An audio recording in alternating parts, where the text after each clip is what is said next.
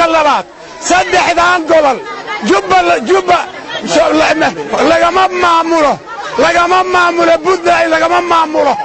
saddexdaan gobol arrimahooda ayagaa ka tashan ha naga daaya faragelinta iyo jaajuusnimada iyo madax adayga ninka sinjibaarka oo buntland madaxda u ah buntland ninka madaxda u ah sinjibaar weeye daarood ma aha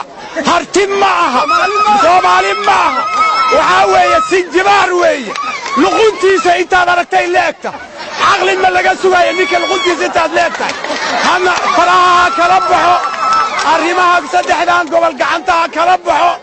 dawladda u talini koow waxaan leeyahay madaxweynaha waxaan leeyahay war madaxweyne nugnugeylka iska da ama xukunka ka deg ama dadka iska dhix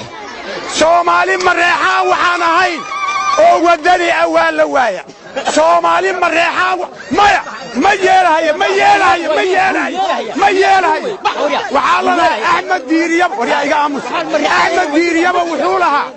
axmed diiriyaba asagoo madaxweyne ah oo qoyskiisa madaxweyne yahay oo hawiye madaxweyne yahay yaa wuxuu lahaa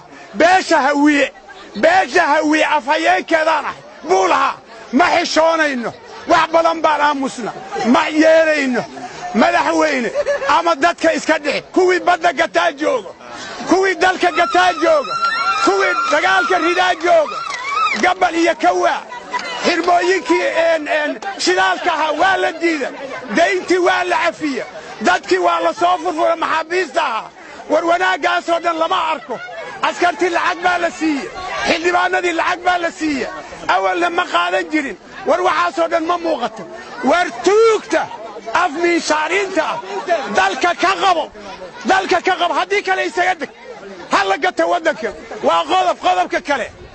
labada aqal ee soomaaliya